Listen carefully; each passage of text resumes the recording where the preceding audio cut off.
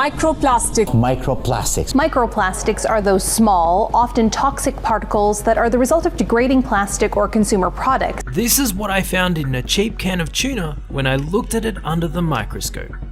I found what appeared to be microplastic. The question is, what would this potentially do to my health? Do they contain cancer-causing agents? Or maybe they cause inflammation?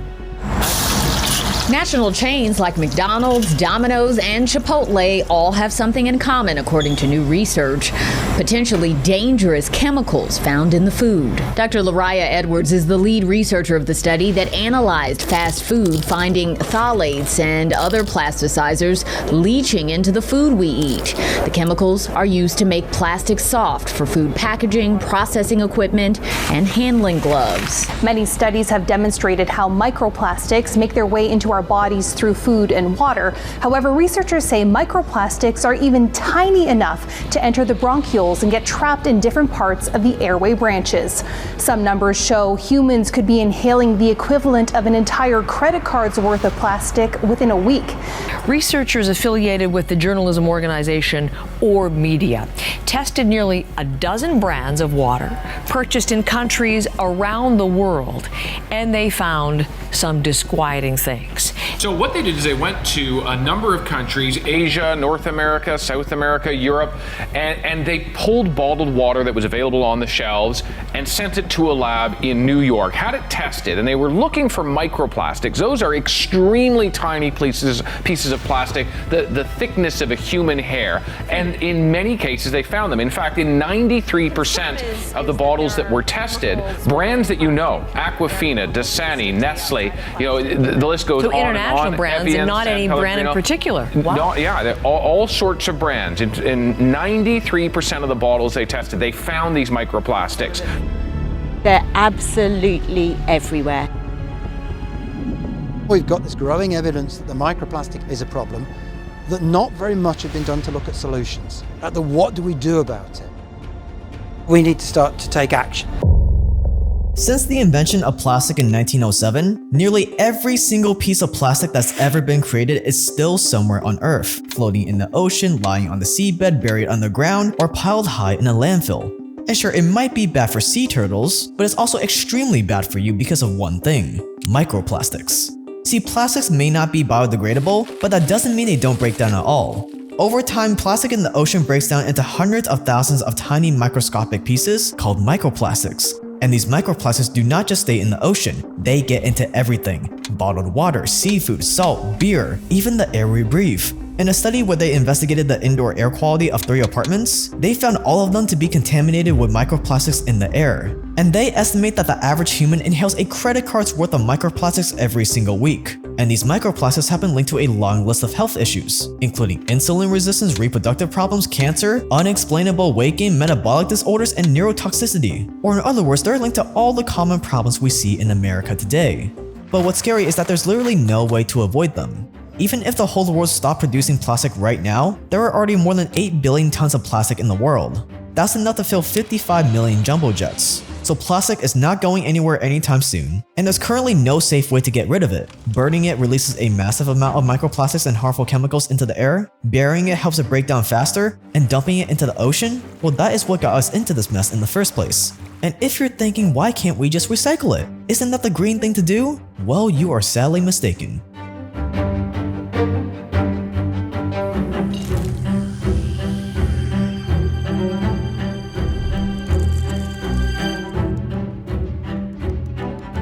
On the surface, microplastics seem gross but harmless. I mean, come on, most of the plastic we eat or drink will eventually pass through our system, right? So what is the harm? Well, there are many. Super small pieces of microplastics or microplastics with sharp edges can actually cause damage to our lungs and organs. But on top of that, the real danger are in the chemicals that make up plastic. Plastic is one of the most versatile products on Earth. It's flexible, it's bendable, it comes in all shapes and sizes. But to get all these variations, plastic manufacturers need to add a long list of chemicals to their products. As it stands, there are more than 10,000 of these chemicals for manufacturers to choose from. These 10,000 chemicals are what make plastic straws bendy and plastic toys hard and durable. They are what give plastic all those bright colors. The problem is, most of these cheap, useful chemicals that make plastic great are also absolutely terrible for the human body.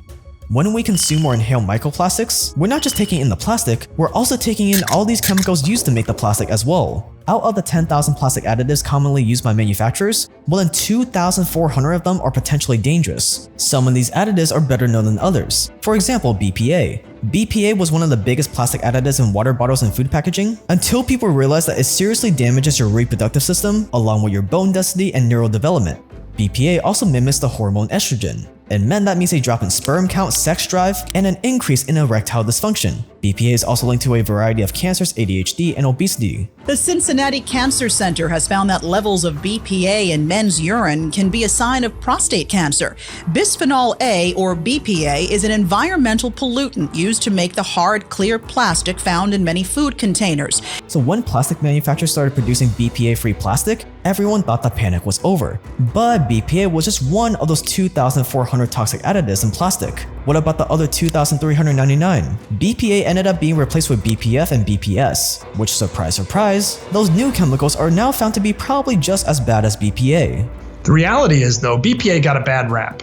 And so manufacturers seized on this and they said, well, I'm going to sell BPA-free everything. They didn't just take out BPA, they took out BPA, but they replaced it with its chemical cousin, BPS, or bisphenol S. Sure enough, the toxicological profile looks exactly the same, darn near similar to BPA. So in that way, they played a game with you as a consumer. BPA-free is great. That label might as well say contains BPS. BPS is starting to get a bad rap. You know what the replacement is? BPF. This goes on and on. But it's not just the chemicals that are dangerous. Microplastics can also pick up all sorts of terrible stuff before ending up in your body. Quote, when they're in an environment, they basically suck up chemicals like a sponge. Things like pesticides, fluorinated compounds, flame retardants, and so on, end quotes. And once the microplastics carrying these chemicals get into your body, they release them, and the results can be devastating. Cancer, chronic inflammation, and a long list of unknown diseases and conditions are probably caused in part by the microplastics in our bodies. Even viruses and bacteria can hitch a ride on microplastics. So what are some things you can do right now to reduce your exposure?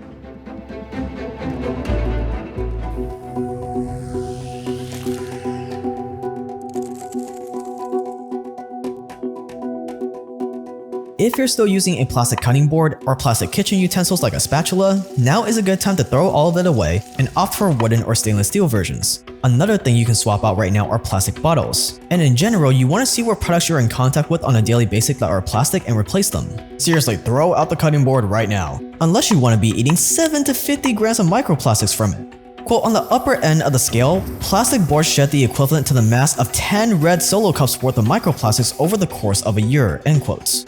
But let's say you don't use any plastic at all. Even that won't keep you safe. Most plastic ends up being dumped into a landfill or the ocean. We're talking paint, clothes made from synthetic fabric, car tires, beauty products, shower gels, exfoliants, tea bags, and even fishing nets. All these things are constantly giving off more and more microplastics into the environment. It's gotten so bad that up to 12% of the dust in American homes, just regular old dust, is actually made up of microplastics. They've even found microplastics in human breast milk. Scientists have even recorded huge amounts of microplastics falling from the sky in the mountains of southern France, more than 60 miles from the nearest city.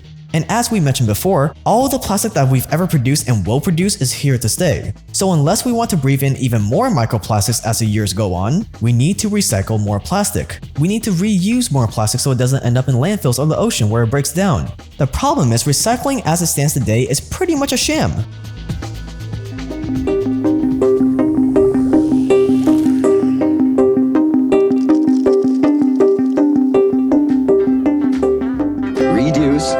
Reuse, recycle. It's worth it. It is worth it.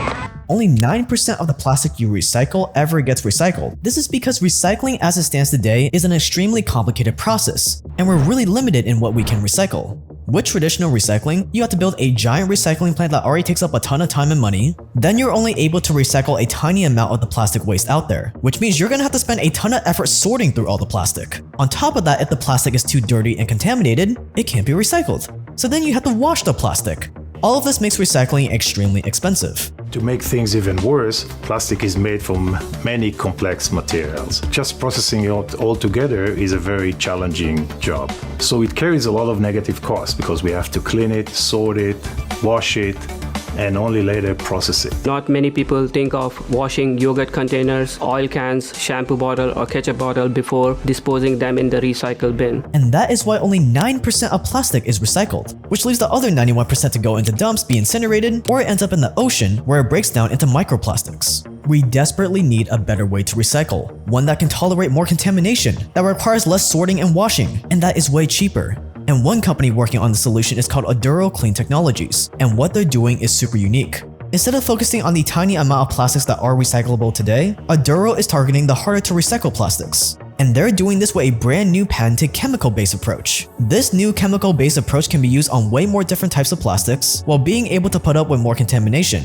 On top of that, their tech operates at lower temperatures, which means lower operating costs, while also increasing how much plastic they can recycle. All of this means that recycling can be way more profitable while reducing microplastics. The way it works is that you get plastic waste, you crush it into simple granules with minimum sorting and washing, and then those granules are fed into a reactor system that breaks down the plastic's strong molecular chains into hydrocarbon molecules. And boom, just like that, you've turned otherwise useless toxic plastic waste into high-value oil that can be used as raw material for new plastics, to make new products, or you can even turn it into higher-value fuel. Think of Aduro's method as kind of like reversing plastic back into the petrochemicals it was originally made from. So just imagine what will happen if corporations are actually going to be able to make money from recycling. Well, they're definitely not going to let that plastic gold go to waste in the ocean or landfills anymore. And what's cool is that this is not theory. Aduro has been working on this for more than 11 years, they've already proven this method works in the lab, and now they're working on building their first pilot project this year.